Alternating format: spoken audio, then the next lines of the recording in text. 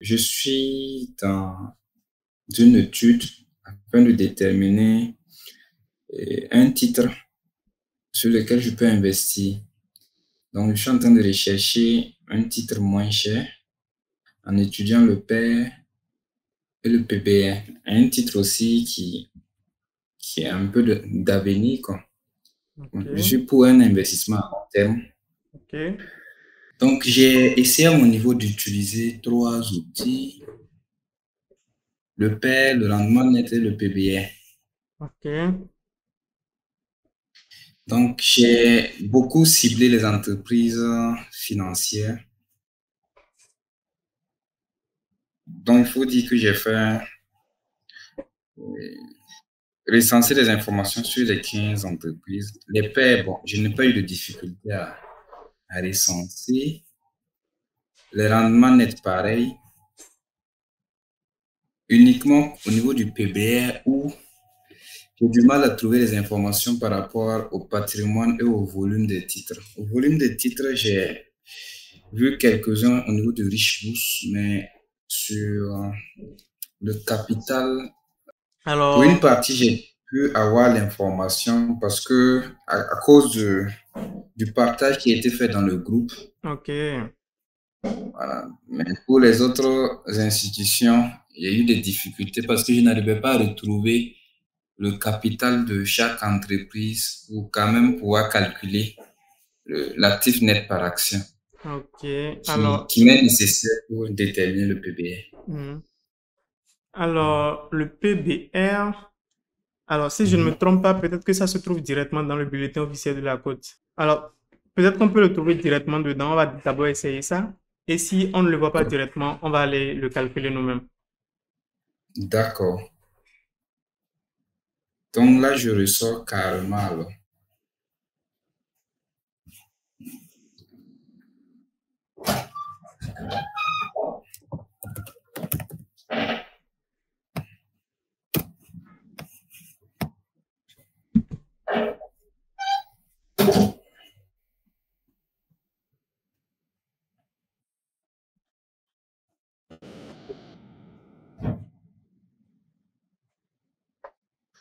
Donc, je prends le dernier bulletin.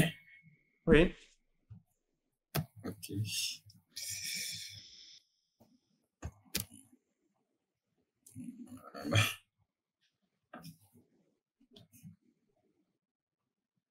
Alors, il doit y avoir un grand tableau en bas, oui. Alors là, il y a le PER, le rendement, et c'est tout. Alors, mais ça encore, je crois que c'est une version récente. Avant, le bulletin officiel de la Côte ne se présentait pas comme ça. Je crois qu'il y avait bien plus de détails dedans. Mais bon, Ok. c'est pas grave. On va le calculer nous-mêmes. Alors, ce qu'on peut faire, aller sur le site de Richboost, puisque vous vous présentez déjà. D'accord. Et donc, bon, c'est richboost.com, vous pouvez taper ça directement. Ok, bon. Oui. Ah, ok.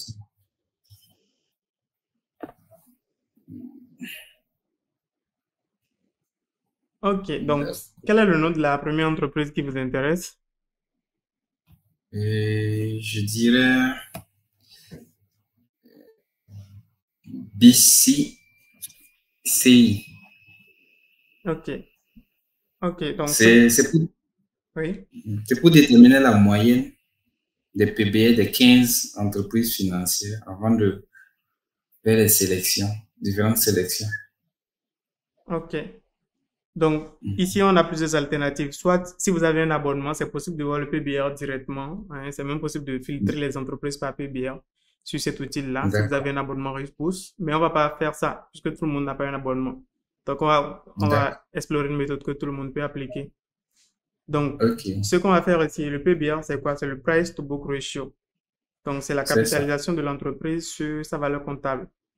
D'accord? ok, Donc, on a besoin de la capitalisation de l'entreprise qu'on peut trouver un peu partout. Ça, c'est pas difficile à trouver.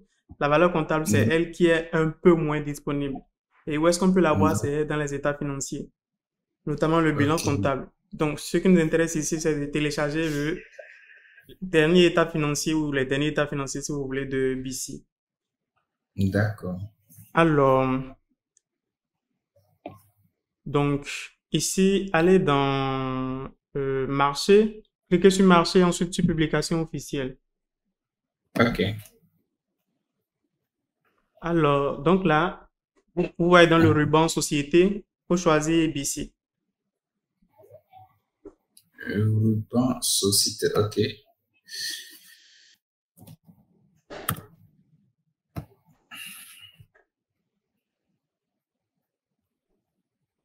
Alors, donc, on va chercher le dernier état financier. Alors, on a quoi?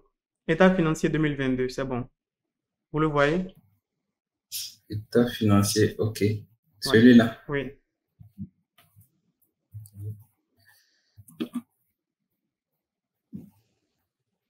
OK, donc on l'a. Mhm.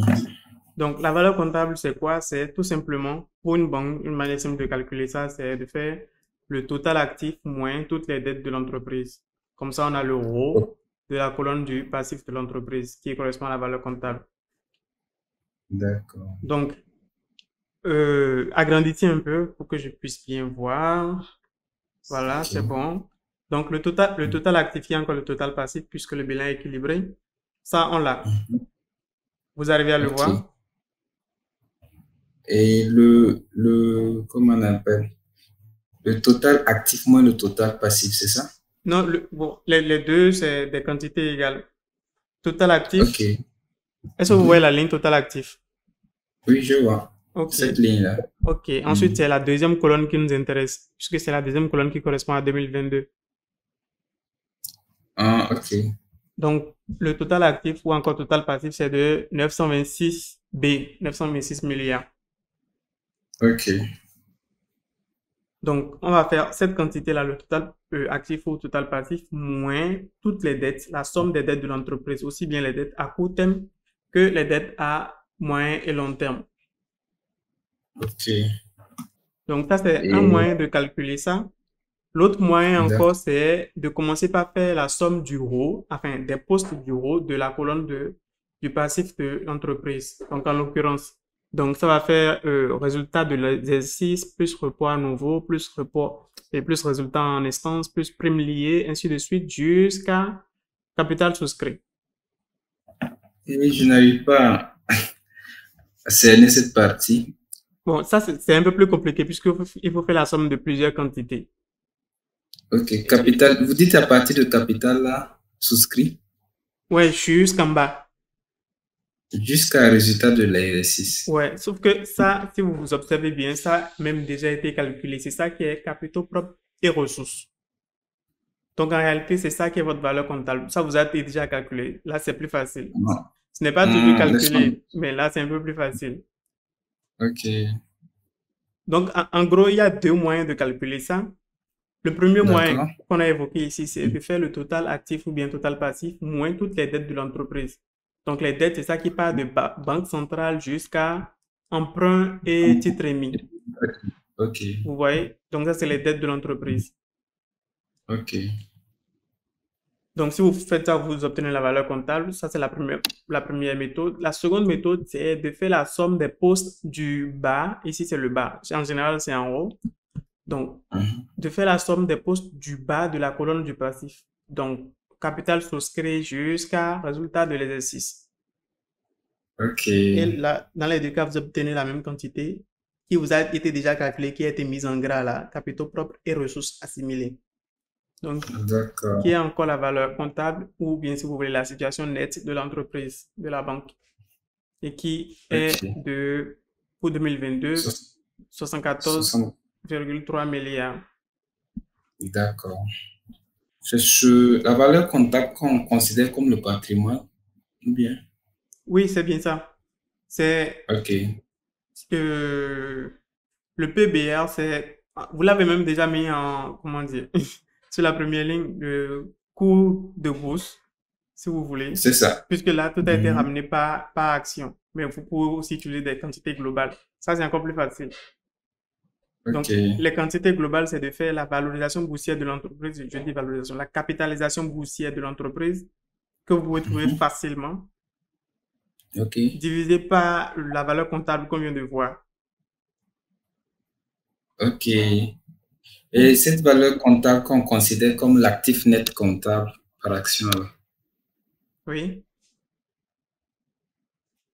ou bien une différence, je n'arrive Non, pas à bien cerner. non, l'actif net, c'est vraiment ça la valeur comptable. C'est encore ça qu'on appelle situation nette. Ou bien capitaux propres et ressources assimilées. Tout ça, c'est des synonymes. Ah, ok, d'accord. Donc, si je comprends bien, on va prendre les 74,3 milliards que nous avons obtenus Oui. pour déterminer l'actif net par action divisé par le nombre d'actions de l'entreprise. Mais en réalité, nous n'avons pas besoin de trouver le nombre d'actions de l'entreprise. Puisque en réalité, il y Hmm, a deux moyens de faire ce calcul-là. Soit on va utiliser des quantités globales, soit on va utiliser des ok, quantités par action. Donc, d'accord. utiliser les quantités par action, c'est un peu plus compliqué, puisqu'il faut encore aller chercher le nombre d'actions. C'est ça, c'est vrai. Voilà. Mais si on utilise des quantités globales, on peut directement Ok, utiliser la valeur comptable qu'on a et ensuite directement utiliser la capitalisation boursière. ok. Donc ça, En c'est... ce moment, en ce moment, on garde toujours la même formule. On prend le cours de bourse divisé par la valeur boursière qu'on a eue et la valeur qu'on a obtenue récemment. Non, ce n'est plus le coût de bourse, parce que le coût de bourse, c'est un coût par action. Alors que Ok, ce que nous voulons utiliser, c'est la valorisation totale de l'entreprise en bourse, sa capitalisation boursière. d'accord. Et ça, vous savez où le trouver? Et non, non, non, non. Ça, on peut le trouver sur Richebourse, hein, mais une page que j'aime bien sur Sika Finance, allez sur Ok, le site de Sika Finance. Il y a une page que j'aime d'accord. bien qui révèle vraiment beaucoup d'informations sur les entreprises qui vous intéressent. Ok, Alors, vous voyez le ruban choisir la valeur ou bien choisir une valeur. ok, Ici, d'accord.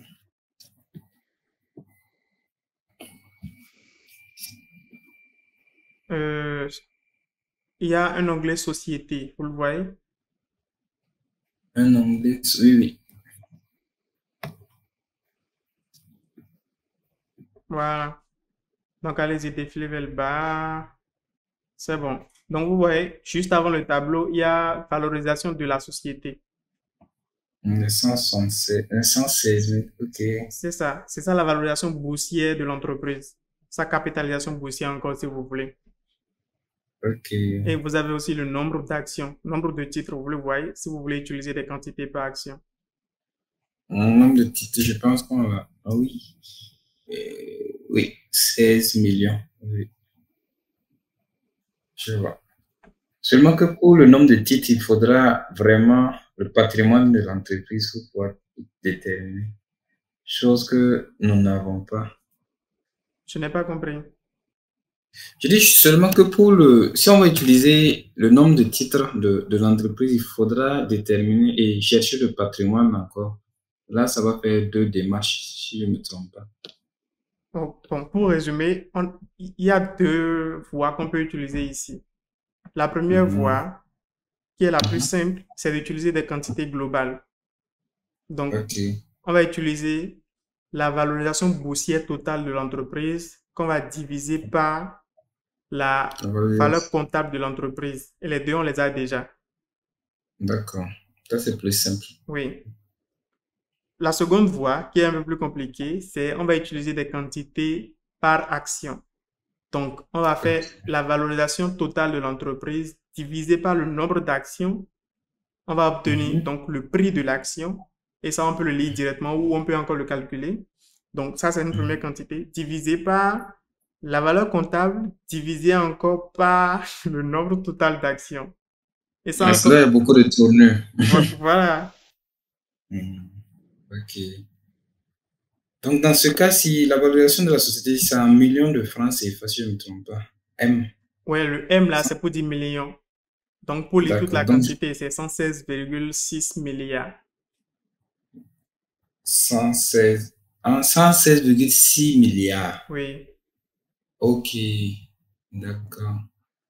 Donc, je vais peut-être faire l'exercice de prendre, donc je dois prendre les capitaux propres Et ressources divisés par ce assimilées. montant.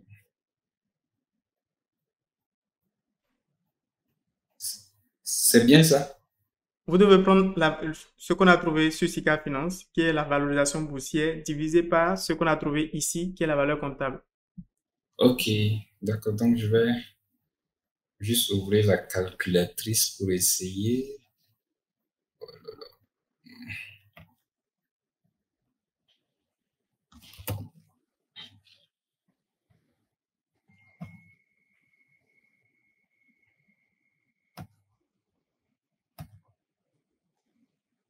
Donc,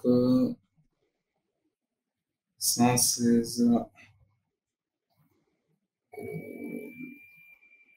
627, 13,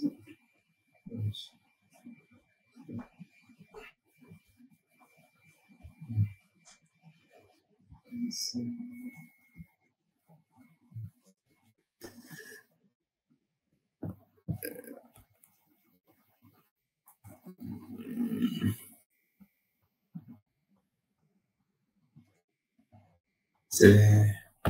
En réalité, pour faire ce genre de calcul-là, vous n'avez pas besoin d'aller dans autant de détails.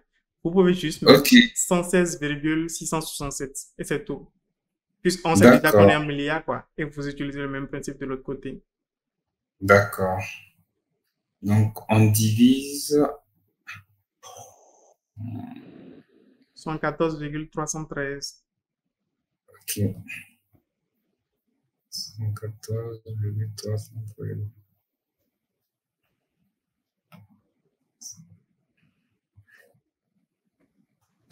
Donc, 1,56. Donc, Ouais, avec les notes 1,57. derrière, disons 1,57. Ok. Et en ce moment, je retourne l'ancien par là. Ok. Donc, pour les autres, il faudra faire la même procédure pour aller plus vite, hein. Oui. Ok. Je comprends mieux. Hmm. D'accord, d'accord. Cette méthode, en tout cas, elle est plus simple. Oui. D'accord. Donc, vous dites que ce bilan, il facilite encore plus la tâche vu que La valeur là, les comptable est déjà capitaux propres marquée. des sources, voilà, c'était déjà précisé. Donc, Hmm. il y a des bilans où c'est pas précisé alors. En ce moment, Voilà. il faut déterminer. Oui. Hmm. D'accord. Donc, je comprends que je dois jouer avec les deux sites Rich Bourse et Sika Finance pour pouvoir déterminer la suite. Oui. Donc, je vais peut-être essayer de partager le reste de mon raisonnement pour que vous voyez s'il est un peu logique. OK. Donc là, je suis dans une étude afin de déterminer un titre sur lequel je peux investir.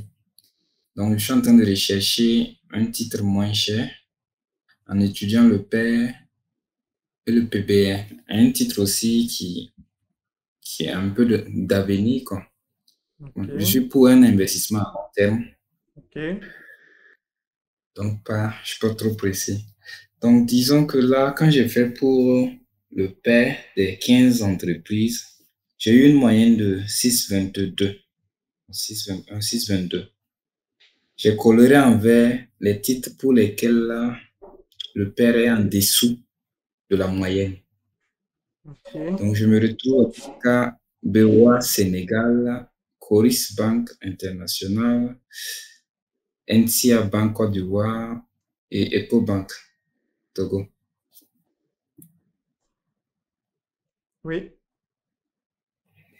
Et pour le rendement, c'est légèrement le contraire. Pour cela, bon, pour un rentier, il s'intéressera plus au rendement le plus élevé. Mais moi, bon, des informations que j'ai reçues, quand on investit en bourse, on cherche à avoir plus que l'épargne, plus que le taux qu'on a sur le marché qui est de 3,5 quand on part épargner son argent en banque. Donc, pour moi, je me dis qu'à partir de 5% de rendement, c'est déjà acceptable. si c'est une entreprise forte et qui a de l'avenir, quoi. OK. Maintenant, j'allais essayer de rechercher les PBR aussi, pour les différents titres et faire la moyenne. Et également chercher les titres pour lesquels la moyenne est les petites qui sont inférieures à la moyenne. Et là, peut-être j'allais faire une combinaison avec le pair et le rendement net. Rendement net et le pair et le PBR et choisir maintenant les titres sur lesquels je peux me concentrer. Même si je vais jeter aussi un coup dessus le produit net bancaire et les résultats hors activité ordinaire et autres. OK.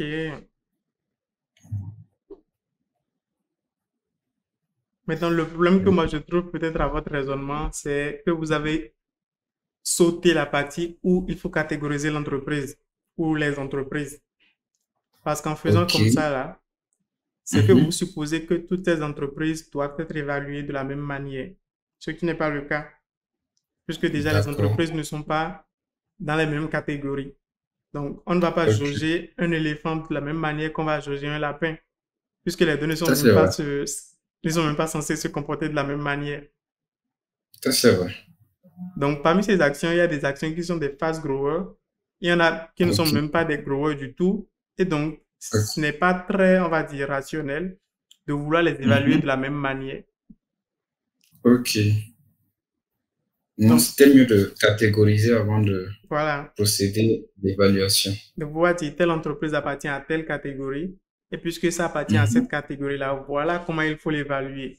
Et quand on applique Ok. cette méthode d'évaluation-là, est-ce qu'elle est décotée? Mhm. Est-ce qu'elle n'est pas décotée? Ok. Décoté, c'est-à-dire Sous-évaluée. un sous-évalué. Ok. D'accord. Hmm. Donc, peut-être ça qu'il faudra ajouter au Oui, raisonnement. oui. Ok. Je pense que vous avez fait une vidéo là-dessus. Je vais peut-être essayer de le voir. OK. Hmm. Pas de souci.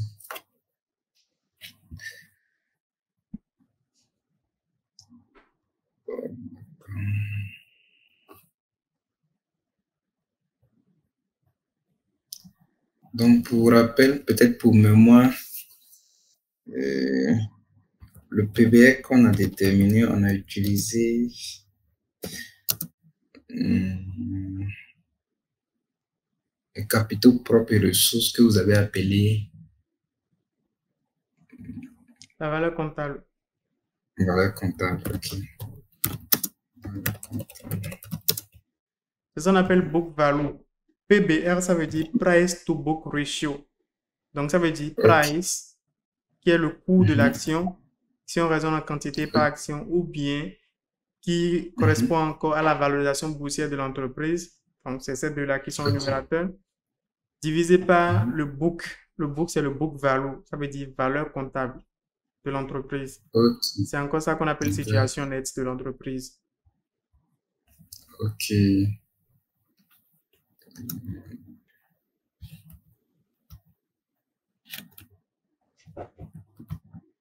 Valeur nette ou situation comptable. Non, valeur comptable ou situation nette. En valeur comptable ou situation, Oui, situation nette. oui.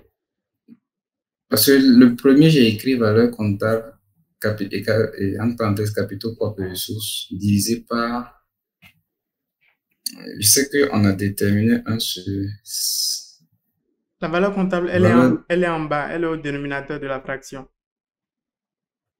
ok, Le ok. numérateur, c'est la Donc, valorisation boursière. exactement, c'est exactement, c'est ça. Hmm. Hmm.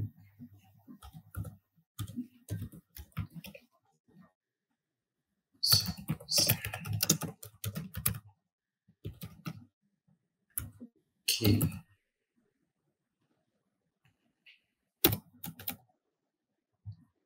c'est bien ça.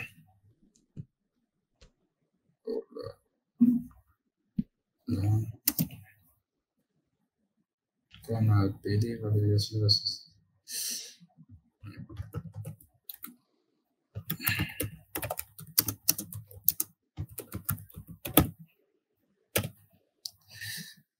Ok. Valorisation boursière. OK. Ah, Divisé par valeur comptable. Oui, c'est bon. ok. Donc, je vais. Valorisation, numérisation, c'est pas la même chose, hein. Non, personne n'utilise le terme numérisation. Ah, ok, ok. Valorisation boursière, ok. D'accord.